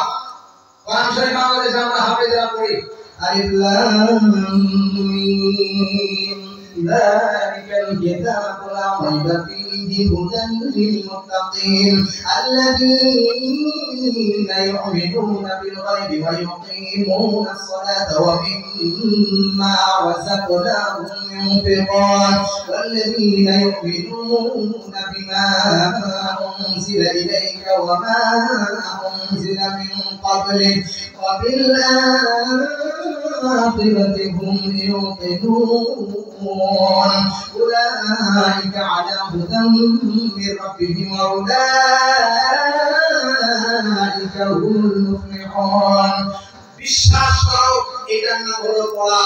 অধ্যয়ন করা মানে বুঝে বুঝে আল্লাহ কি বলেছে তার বাস্তবতা জীবনের সাথে মিলিয়ে ওইটার নাম হলো অধ্যয়ন করা। চলে কোন ঠিক কি কোরআন শরীফের এক নাম্বার অধ্যয়ন করতে হবে জামাত ইসলামের কর্মসূচি। প্রত্যেক দিন অন্তত 2টা হাদিস পড়তে হবে, প্রত্যেক দিন অন্তত ইসলামী সাহিত্য 10 পৃষ্ঠা পড়তে হবে, প্রত্যেক দিন 5 ওয়াক্ত নামাজ জামাতের সাথে বাধ্যতামূলক পড়তে হবে। প্রিয় ভাই সব প্রত্যেক প্রত্যেক দিন একজন মুসলমানকে ইসলামের পক্ষে দাওয়াত দিতে হবে, একজন কর্মীর সাথে দেখা করতে হবে, একজন মুসলমান ভাইকে দিনের দাওয়াতি কাছে নিয়ে আসতে হবে, কোরআনের পাঠে নিয়ে আসতে হবে এবং প্রত্যেক দিন সামাজিক দায়িত্ব গ্রামের মানুষ যারা আছে কোন সামাজিক কাজে সহযোগিতা করতে হবে। প্রিয় ভাই সব, প্রত্যেক দিন পারিবারিক বৈঠক অন্তত মাসে 4 দিন করতে হবে। আপনার পরিবার কিভাবে চলছে, আপনার ছেলে কিভাবে চলছে, আপনার স্ত্রী কিভাবে চলছে, আপনার মা কিভাবে চলছে, এই কর্মসূচি রয়েছেন। প্রত্যেক দিন অন্তত ঈশা নামাজের পরে বালিশের মাথা রাখার পরে আত্মসমালোচনা করা যে আজকে সারাদিন কি করলাম, ভালো করলাম না খারাপ করলাম, আগামী দিন আমার ভালো করতেই হবে, এই সিদ্ধান্ত যদি নিতে পারে ও জান্নাতে যাবে না তো মামার বাড়ি যাবে। এটাই হলো বাংলাদেশ জামাত ইসলামের কর্মসূচি। প্রিয় ভাই সব, আমি একটা আহ্বান জানতে চাই, বাংলাদেশ জামাত ইসলামের কর্মসূচিগুলো নিজের জীবনে বাস্তবায়ন করব, এটা কারো কথা নয়। বাংলাদেশ জামাত ইসলাম এই কর্মসূচি দিয়েছেন কোরআন শরীফের আয়াত দিয়ে। কিভাবে? ইকরা বিসমি রাব্বিকাল্লাযী খালাক। নবীর কাছে যখন কোরআন কারীম, আমি কিন্তু অত্যন্ত ভাষায় অন্যদিকে চেঞ্জ করে নিয়ে যাব, আপনারা কিন্তু বুঝে নিতে হবে, ঠিক কি হবে? আপনারা কি বুঝতে পারতেছেন? বুঝতে পারতেছেন? প্রিয় ভাই সব, কোরআন কারীম মানবতার কল্যাণের প্রতীক মুহাম্মদ রাসূলুল্লাহ সাল্লাল্লাহু আলাইহি ওয়াসাল্লাম। তিনার পরে যখন সর্বপ্রথম কোরআন নাযিল হলো, ফেরেশতা জিবরাইল এসে বললেন, ইকরা বিসমি রাব্বিকাল্লাযী খালাক। হে রাসূল, আপনি পড়েন আপনার প্রভুর নামে যিনি আপনাকে সৃষ্টি করেছেন। তা কোরআন শরীফ আল্লাহ পড়তে নির্দেশ দিলেন, আদেশ করলেন। এটা কি জামাত ইসলামের কাজ? জয় বলেন। হাদিস শরীফ পড়তে হবে, হাদিস বুঝতে হবে, রাসূল সাল্লাল্লাহু আলাইহি সাল্লামের জীবন বুঝতে হবে। এজন্য জামাত ইসলাম কর্মসূচি দিল হাদিস পড়তে হবে। এটা কি জামাত ইসলামের কাজ?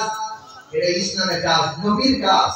প্রিয় ভাই সব, প্রত্যেকটি কর্মসূচির মধ্যে রয়েছেন জামাত ইসলামের কর্মসূচি, আল্লাহ এবং রাসূলের আনুগত্যের কর্মসূচি রয়েছে জামাত ইসলামের দলের মধ্যে। চিল্লায় ঠিক কি? কোন পীরের দরবারে গিয়ে আপনি কল্যাণ পাবেন না, কোন মাজারে গিয়ে আপনি বাঁচতে পারবেন না।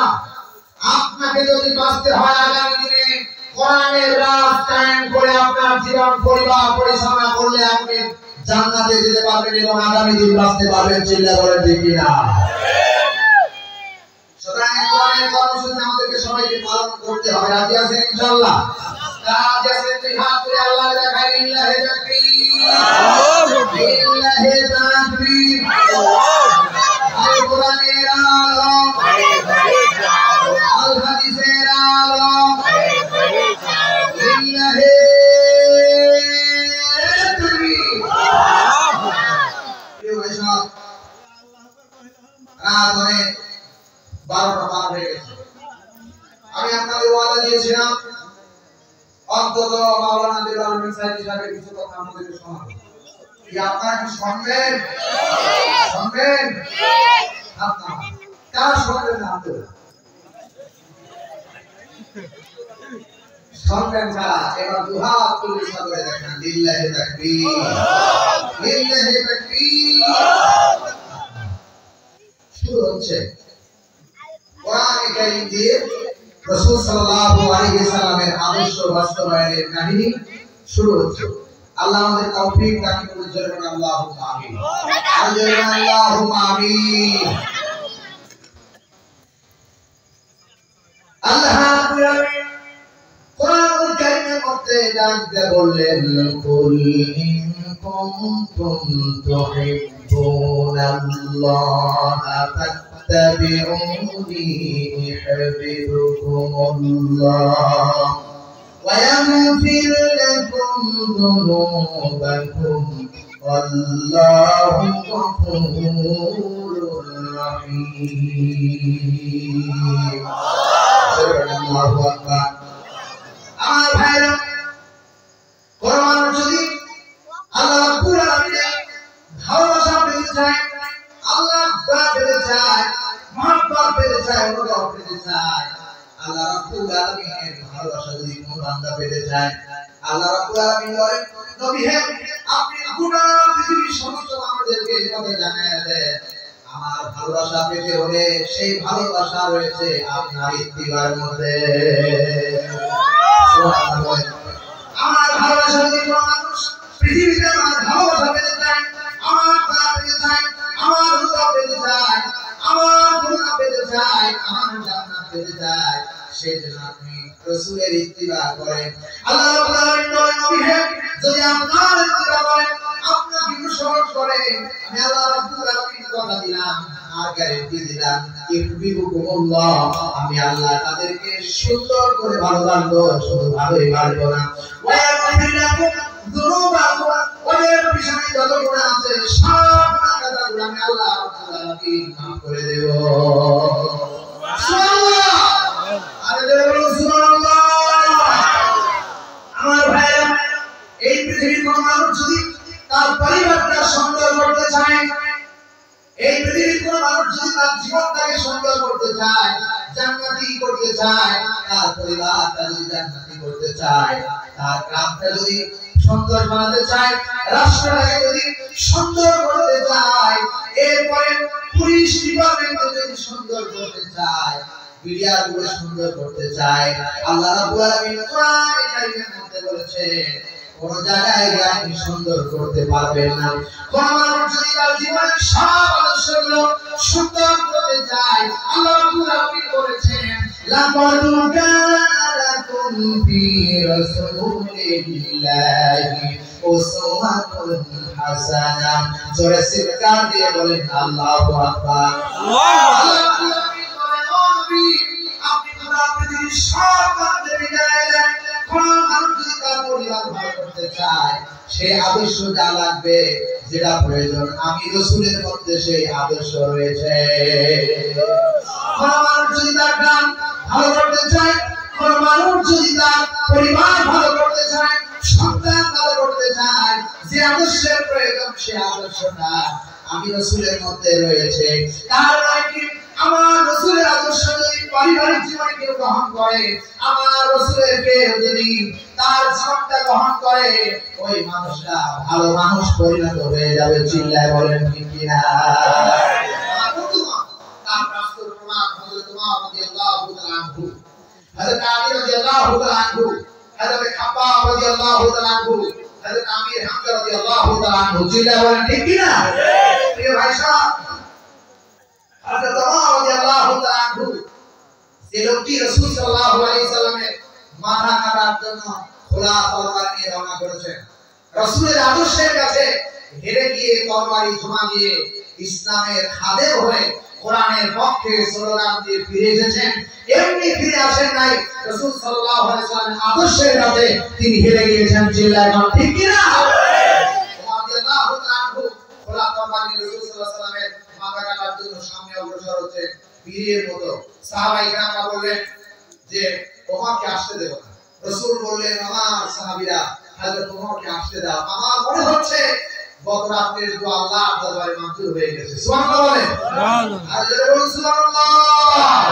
এই ভাই সাহেব, হযরত ওমর রাদিয়াল্লাহু তাআলা আনহু কাছে আসলেন। রাসূল পাক সাল্লাল্লাহু আলাইহি ওয়াসাল্লাম সাহাবায়ে কেরামদেরকে দোয়া দিয়ে সবাইয়া দিয়ে হযরত ওমর রাদিয়াল্লাহু তাআলা আনহু কাঁধের উপরে হাত রাখলেন, নরম সুরে বললেন, ওমর, এখন কি মুহাম্মদের সাথে পাগলামি গেল না?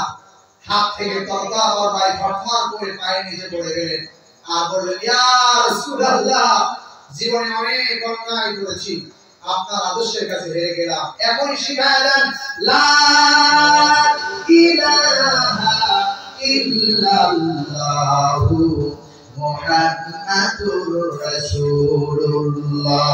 সবাই পড়েন লা ইলাহা ইল্লাল্লাহু লা ইলাহা ইল্লাল্লাহ লা ইলাহা লা ইলাহা ইল্লাল্লাহু মুহাম্মাদুর রাসূলুল্লাহ। কি মধুর নাম, কি মধুর নাম আমার নবীকে আল্লাহ রাব্বুল আলামিন দিয়েছে। এত সুন্দর নাম শুনলেই মায়া লাগে, মহব্বত লাগে। চিল্লায় বলেন ঠিক কিনা? এত সুন্দর, এত মর্যাদা, এত সম্মান আল্লাহ তাআলা আমার রাসূলকে দিয়েছেন। এত সম্মান এত মর্যাদা এই পৃথিবীর কোন ব্যক্তিকে আল্লাহ রাব্বুল আলামিন দেন না। আমার রাসূলের ব্যাপারে কোরআনের কারিমের মধ্যে আল্লাহ রাব্বুল আলামিন বলেন, ও নবী, যদি কোন মানুষ যদি আপনার আদর্শটাকে জীবনে বাস্তবায়ন করতে পারে, পারিবারিক জীবনে আদর্শ দেওয়া দরকার, আমার আদর্শই দরকার। কারণ দুনিয়ার সমস্ত আদর্শের মডেল ছিলেন আমার নবী, বিশ্ব নবী। সিল্লাহ বলুন ঠিক কিনা? আমার ভাইরা কেমন আদর্শ ছিল? নবীজি সাল্লাল্লাহু আলাইহি ওয়াসাল্লাম জিহাদের ময়দান থেকে বাড়ি এসে দেখেন আমাদের আয়েশা সিদ্দিকা রাদিয়াল্লাহু তাআলা আনহা রুটি বানাচ্ছেন, আর রুটিগুলো একটা বিড়াল এসে রুটিগুলো নিয়ে যাচ্ছেন। আয়েশা বুঝতেও পারেন নাই, হযরত আয়েশা রুটিগুলো খামিল করে করে বানায় একটু পাতিল রাখছেন, পিছন থেকে বিড়ালগুলো পাতিল থেকে রুটিগুলো নিয়ে যায়। আয়েশা টের পান নাই, পিছনে তাকায় দেখেন রুটি বানানো শেষ হয়ে গেছে। পিছনে তাকায় দেখেন পাতিলের মধ্যে কোনো রুটিও নাই। আয়েশা ক্লান্ত হয়ে জীর্ণ শীর্ণ হয়ে বিছানায় ঘুমায় গেছে। নবীজি কেবলমাত্র জিহাদের ময়দান থেকে কেবলমাত্র জিহাদ করে ইসলামের পক্ষে তরবারি ধরে কাফের মুশরিকদের বিরুদ্ধে তরবারি ধরে রাসূলুল্লাহ ক্লান্ত হয়ে জীর্ণ শীর্ণ হয়ে চলে আসলেন। এসে দেখলেন হযরত আয়েশা ঘুমায় গেছেন, কিন্তু রুটি বানানোর যন্ত্রগুলো সব এবারে রান্না করে পড়ে আছেন। হযরত বিশ্বনবী চিন্তা করলেন আয়েশা মনে হয় ক্লান্ত হয়ে গেছেন। রাসূলুল্লাহ পাতিল থেকে আবার আটা নিলেন, খামির তৈরি করলেন, রুটি তৈরি করা হলো, তরকারি রান্না করা হলো। তরকারি রান্না করার পরে হযরত বিশ্বনবী খাবারগুলো বুঝায় নিয়ে আয়েশা মাথার উপরে হাত দিয়ে বললেন, ও আমার সুহাগিনী রে, একটু উঠে দাও। রাসূলুল্লাহ কদম মুবারকে হাত রাখার কারণে, রাসূলুল্লাহর হাত আয়েশার কপালে রাখার কারণে আয়েশা ঘুম ভেঙে গেলেন। তাকায় দেখলেন কেউ তার সামনে দাঁড়িয়ে নাই, একজন দাঁড়িয়ে আছেন যিনি হলেন হাবিবে রাহমাতুল লিল আলামিন।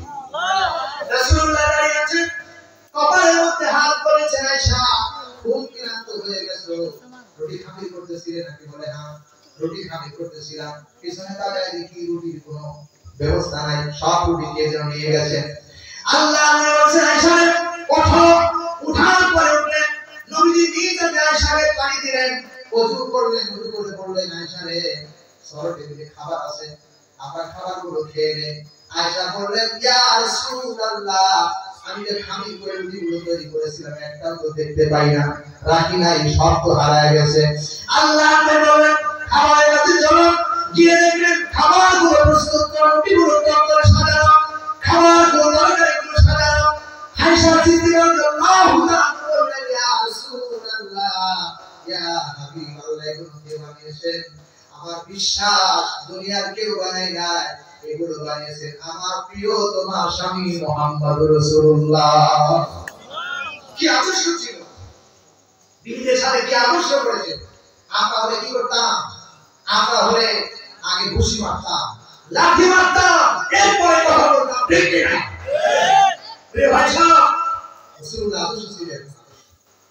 কোন কোন এসেছেন বিরাট বড় একটি বৃষ্টি উমরা, আয়েশা সিদ্দিকা রাদিয়াল্লাহু তাআলা আনহা যখন কাঁদতেছিলেন কিন্তু কাঁদতে পারলেন না, থেমে যাচ্ছেন, কিন্তু আয়েশার শক্তিতে ভুলায় না।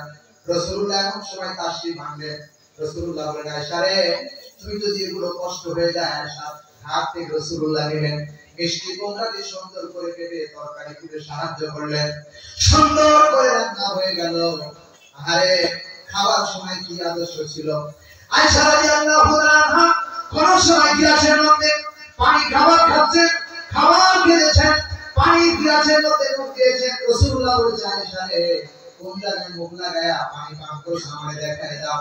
আয়েশা বললেন, ইয়া রাসূলুল্লাহ, রাসূল পানি পান করলে আপনি কোন জায়গায় পানি পান করেছেন ওই জায়গা আমাকে দেখায় দেন, আমি ওই জায়গায় মুখটা লাগায়া পানি পান করে ধন্য হতে চাই। আমার রাসূলের আদর্শ ছিল, এই রাসূলের ইত্তিবা যদি করতে পারো, এই রাসূলের আদর্শ যদি জীবনে বাস্তবায়ন করতে পারো, গ্যারান্টি দিয়ে দিলাম পরকালে কিয়ামতের ময়দানে মিজানের পাল্লায় কোনো ভয় নাই, কবরের ভিতরে কোনো ভয় নাই, ফুলসিরাতে কোনো ভয় নাই, হিসাবের পাল্লায় বিচারের পাল্লায় কোনো ভয় নাই। আলা খাউফুন আলাইহিম ওয়ালা হুম ইয়াহজানুন, কোনো ভয় নাই, কোনো টেনশন নাই, কোনো চিন্তা নাই। রাসূল আপনার সুপারিশ করে আল্লাহর জান্নাতে নিয়ে যাবে। আমার ভাইরা, এজন্য আল্লাহ রাসূলের আদর্শটাকে বাস্তবায়ন করতে হবে। কোরআনে কারীমের মধ্যে এসেছে আতিউল্লাহ ওয়া আতিউর রাসূল লাআল্লাকুম তুরহামুন। আল্লাহ বলেছেন কোন মানুষ যদি আল্লাহর পক্ষ থেকে কোন দোয়া পেতে চায়, দয়া পেতে চায়, জান্নাত পেতে চায়, সে যেন আল্লাহ এবং আল্লাহর রাসূলের আনুগত্য করে। তার মানে আমার রাসূলের জীবনে যা কর্মসূচি পালন করেছে, আমাকে আপনাকে প্রত্যেকটি কর্মসূচি পালন করতে হবে। যদি এই কর্মসূচি পালন করতে পারি, আল্লাহ রাসূল আমাদেরকে আল্লাহর জান্নাতে নিয়ে যাবে। প্রিয় ভাই সাহেব, কেন আপনি এই দুনিয়া মুজিবুর রহমান আদর্শ পালন করবেন? কেন আপনি জিয়াউর রহমান আদর্শ পালন করবেন? কারণ জিয়াউর রহমান আদর্শের মধ্যে ভুল থাকতে পারে, মুজিবের আদর্শের মধ্যে ভুল থাকতে পারে, হাসিনার আদর্শের মধ্যে ভুল থাকতে পারে, খালেদা জিয়ার আদর্শের মধ্যে ভুল থাকতে পারে, চাচা এরশাদের আদর্শের মধ্যে ভুল থাকতে পারে, কিন্তু নবী মুহাম্মদের আদর্শের মধ্যে বিন্দু মাত্র সন্দেহের অবকাশ নাই। কোনো ভুল নাই। আদর্শ ছিল উসওয়াতুন হাসানাহ, যার ওয়াকাফ দিয়েছেন আওলিয়া বিন মালিক আল্লাহ। সুবহানাল্লাহ বলতে চান না? আল্লাহ বলে সুবহানাল্লাহ। এই রাসূলের আদর্শ বাস্তবায়ন করা দরকার আছে না নাই? এই রাসূলের আদর্শ বাস্তবায়ন করতে গেলে আজ বাংলাদেশে জেনে যেতে হতে পারে, সন্তানকে বিদ্যা করতে হতে পারে, বউ বিবাহ করতে হতে পারে, এদেশের মাটি ত্যাগ করে অন্য জায়গায় হিজরত করতে হতে পারে। এই কাজ যদি আসে, বাংলাদেশের রাসূলের আদর্শ কায়েম করতে জীবন দিতে প্রস্তুত থাকা জিহাদ করে আল্লাহর রাস্তা লিল্লাহি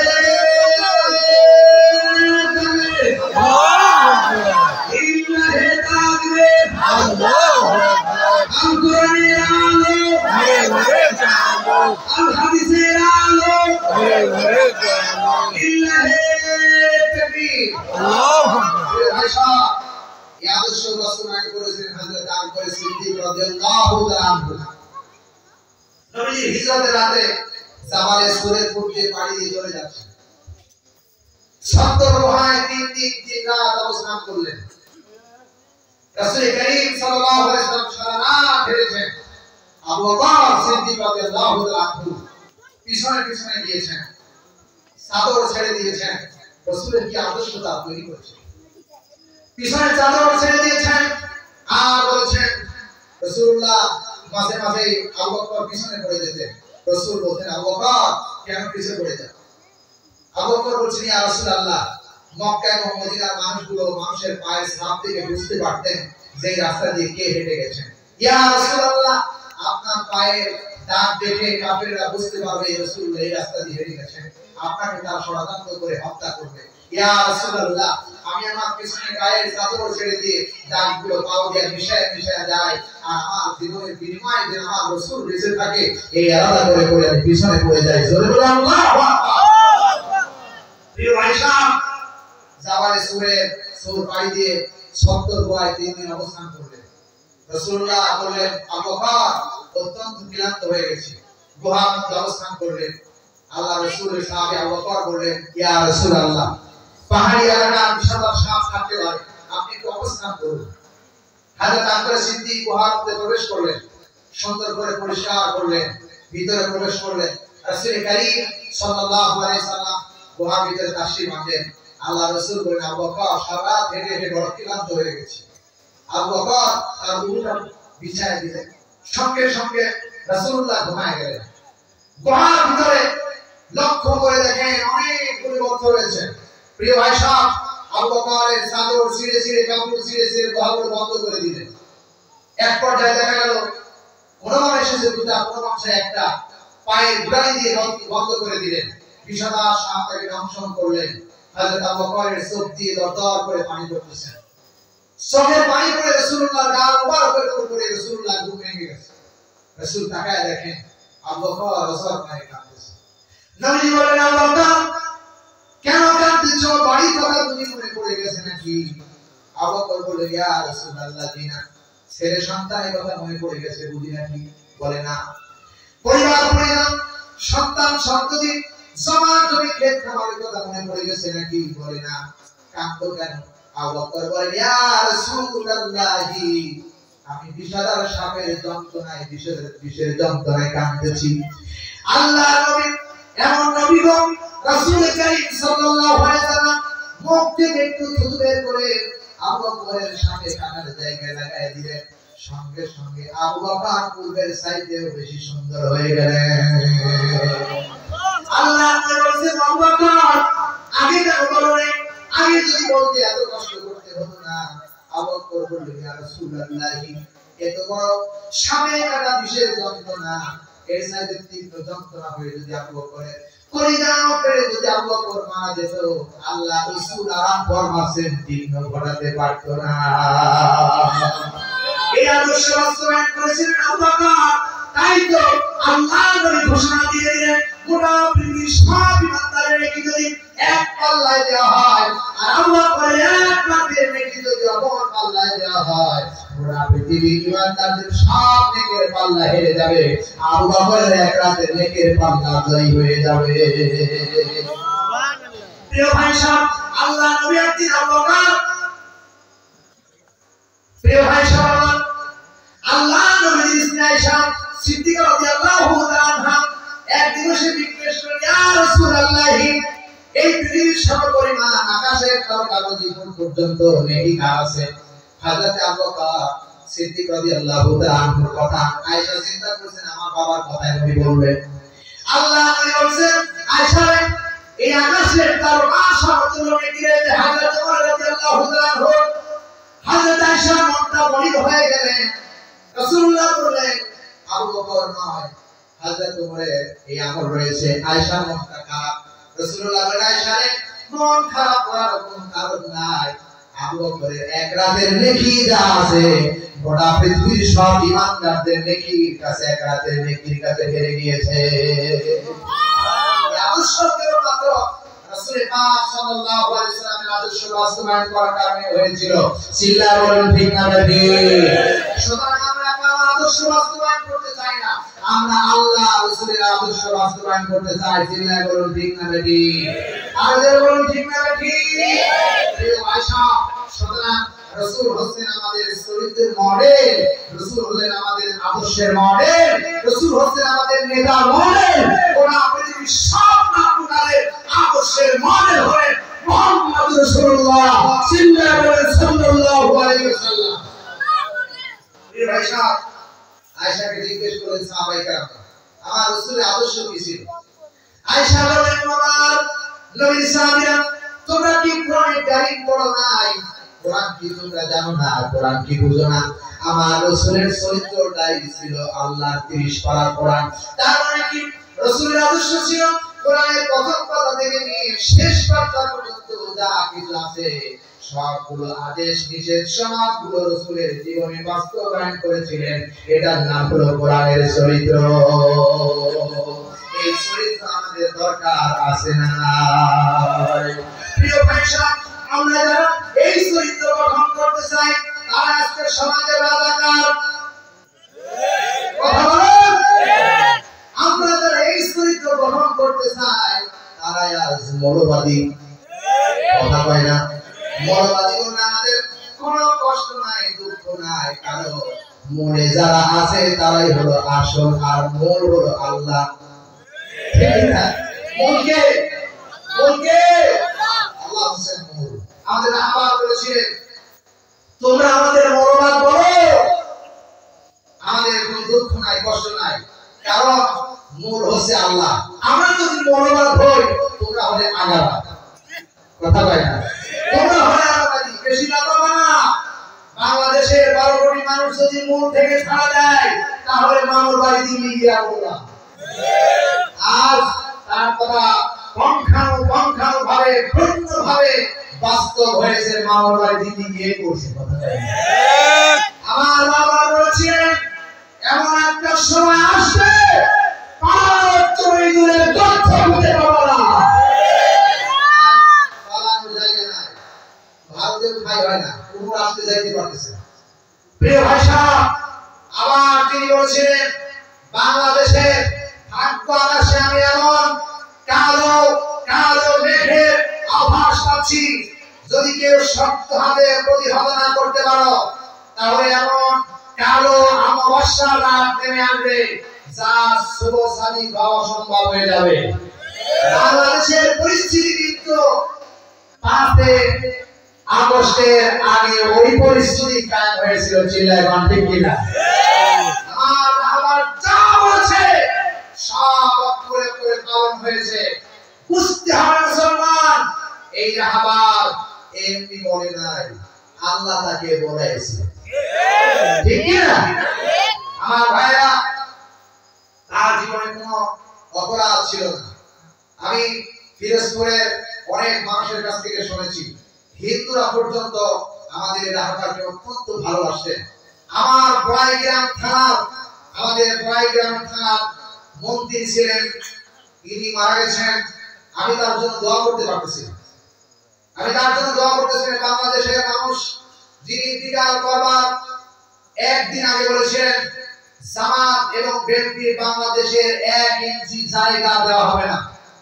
2 দিন আগে বললেন, 2 দিন পরে তিনি মারা গেলেন। আল্লাহ বাংলাদেশের 1 ইঞ্চি জায়গাও দেয়নি। কথা বলেন ঠিক কি না? প্রিয় ভাই সাহেব, ওনার বক্তব্যে উনি গাড়ি ভিতর করে চলতেছেন। মাওলানা দিলাওয়ার হোসেন সাহেব যখন তিনি জেলখানায় জীবিত ছিলেন, উনি গাড়ির মধ্যে করে যাচ্ছেন ঢাকাতে। আমার এক বন্ধুর সাথে দেখা হলো। বন্ধুকে অনেক ভালোবাসে, তিনি অত্যন্ত ভালোবাসেন। এবং তিনি যখন তার সঙ্গে দেখা হলো, সাক্ষাৎ হলো, তখন উনি আমার বন্ধুবর ওনাকে মামা বলে ডাকতেন। লক্ষ্য করে দেখেন ওনার গাড়ির ভিতরে আল্লামা দেলোয়ার হোসেন সাইদি সাহেবের ওয়াজ বাজতেছে। সুবহানাল্লাহ বলেন। আওয়ামী লীগের নারী মন্ত্রী। প্রিয় ভাই সাহেব, উনি জিজ্ঞেস করেন, মামা আপনি জামাত ইসলামের বিরুদ্ধে কথা বলেন, সাইদির বিরুদ্ধে কথা বলেন, কিন্তু আপনার গাড়ির ভিতরে সাইদি সাহেবের ওয়াজ বাজে, ব্যাপারটা বুঝলাম না। উনি জবাব দিয়েছিলেন, মাওলানা সাহেব তুমি আমাকে মামা বলে ডাকছো, কি বলে ভাষায় কথা বলবো বলার ভাষা আমার নাই। তবে রাতের বেলা যখন আমি বিছানায় ঘুমাই ততক্ষণ পর্যন্ত আমার চোখে আল্লাহ ঘুম দেন না, ততক্ষণ পর্যন্ত আমি আল্লাহ দিলামের সাইদির কাছে কানের করে না দেই। সুবহানাল্লাহ বলেন না? এই বাংলাদেশের এমন কোন ব্যক্তি নাই যে আল্লাহ দিলামের সাইদি সাহেবের ওয়াজ তার কাছে খারাপ লেগেছে। উনি যখন কথা বলেন, ওনার একটা বাণী শুনেছিলাম, আমি হাজারো বাণী শুনেছি। উনি যখন কোরআন শরীফ পড়ে তখন মনে হচ্ছে আকাশ থেকে কোরআন নাযিল হচ্ছে। জোরে বলুন ঠিক কি না? উনি যখন পড়তেন وأنذر عشيرتك الأقربين, আল্লাহু আকবার। আমার নিকটবর্তী আত্মীয়স্বজন আছে, সবাইকে খবর রাখো, খবরটা চাকর বাকর উপর জুলুম করো না। রহমতের নবী একথা কোরআন দিয়ে বলেছিলেন, আমার রাহবার সে কথা বলে দিয়েছেন। আজ বাংলাদেশে সেই আদর্শের প্রতি জামাত ইসলামের আমির ডক্টর শরীফুল ইসলাম তিনি বলেছেন, বাংলাদেশের প্রত্যেকটি মানুষকে আমি সাধারণ ক্ষমা ঘোষণা করে দিলাম, কারোর প্রতি কোনো দুঃখ নাই। কথা বলে ঠিক আছে? সেই আদর্শের বাস্তবায়ন করেছিলেন জামাত ইসলামের এই নায়েবে আমির মাওলানা দেলোয়ার হোসেন সাইদি সাহেব। আমরা সেই আদর্শই বাস্তবায়ন করতে চাই। তার একটাই দাবি ছিল পৃথিবীতে, আমরা বাংলাদেশের মাটিতে আমরা বাবা শাসন করেছে দেখেছি, আমরা চাচা শাসন করেছে দেখেছি, ভাবি শাসন করেছে দেখেছি, এরপরে আমার ভাইরা বোন শাসন করেছে দেখেছি। শান্তি আছে বলে আমরা কানে শুনেছি, কিন্তু শান্তি পাই নাই। ঠিক কি বলেন? আমরা আগামীতে কোরআনকে পার্লামেন্টে দিয়ে আমরা শান্তি কিভাবে হয় সেটা দেখার জন্য প্রত্যাশা করতেছি, আশা করতেছি। মাওলানা দেলোয়ার হোসেন সাইদি সাহেবের প্রত্যেকটি বক্তব্যের মধ্যে এটাই কর্মসূচি ছিল, এদেশটা যেন ইসলামী দেশ হয়, ইসলাম কাকে হয়, কোরআনের দেশ হয়। এটাই আমাদের প্রত্যাশা, আলেমদের প্রত্যাশা। এই সবাই নবাবগঞ্জের প্রত্যাশা আমরা আগামী দিন কোরআনের রাজ কায়েম দেখতে চাই। জয় বলেন ঠিক না ঠিক? এই আহ্বান দেখে আজকে এই কোরআনের মাহফিলে আমি আপনাদের উদাত্ত আহ্বান জানাবো, কোরআনের পক্ষে যারা আছেন দুই হাত তুলে আরেকবার দেখান লিল্লাহি তাকবীর। প্রত্যেকটি হাত নাড়াবেন। আল্লাহ ক্যামেরায় ভিডিও হচ্ছে। কার ক্যামেরায়? জোরে বলুন কার ক্যামেরায়? আল্লাহ ক্যামেরায় ভিডিও হচ্ছে। আল্লাহ আমাদের কবুল করুন। হাত তুলে রাখুন। এটা বানিয়েছে কে? এই পৃথিবীর অগণিত সম্পদের মালিক কে? এই পৃথিবীর হায়াতের মালিক কে? মওতের মালিক কে? সবকিছু ছিনিয়ে নেওয়ার মালিক কে? দেওয়ার মালিক কে? বাম হাত নামা, ডান হাত উঁচু করে। ডান হাত, সবার ডান হাত উঁচু করে ইনশাআল্লাহ প্রতিজ্ঞা করতেছি, হায় আল্লাহ আগামী নির্বাচনে আমরা তোমার কোরআনের কায়েম করার লক্ষ্যে, তোমার কোরআনের রাজ কায়েম করার লক্ষ্যে, কোরআনের পার্লামেন্ট তৈরি করার জন্য যা প্রয়োজন আমরা কর্মসূচি পালন করতে ওয়াদা করতেছি।